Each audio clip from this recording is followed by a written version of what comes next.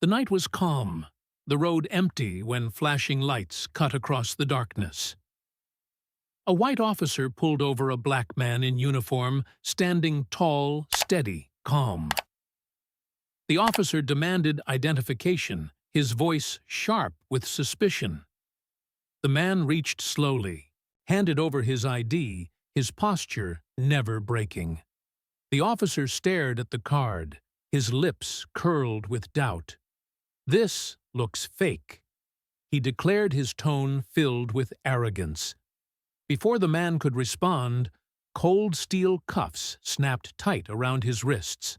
The ID sound echoed through the night, sharp against the silence.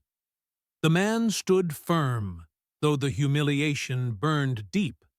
Passers-by slowed, whispers rising, as the officer puffed his chest in pride, believing he had exposed a fraud.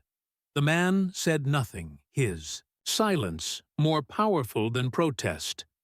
Minutes dragged heavy until engines roared in the distance. Dark vehicles rolled in military police, stepping out boots, striking pavement like thunder. Their presence filled the air with authority cutting through. The arrogance on the roadside. The officer shifted uneasily, his confidence slipping as the soldiers closed in. Then a voice barked deep, strong, commanding, "Uncuff him." The officer froze his hand, trembling at the keys. The colonel stepped forward, his eyes blazing, his finger pointed at the man in chains. "That is General Thompson, your commanding officer." The world seemed to stop. Gasps broke from the crowd. The officer's face drained of color. The cuffs fell to the ground.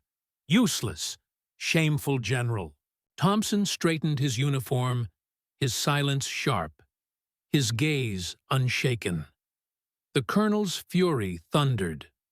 "You dared to chain him. You dared to forget your place." The officer could not speak, fear rooting him to the spot. The crowd saw the truth. The man, mocked moments before, was the leader they all served. Respect was demanded not by skin, not by suspicion, but by truth and rank. The lesson burned deep that night. Power means nothing when it is blind to respect.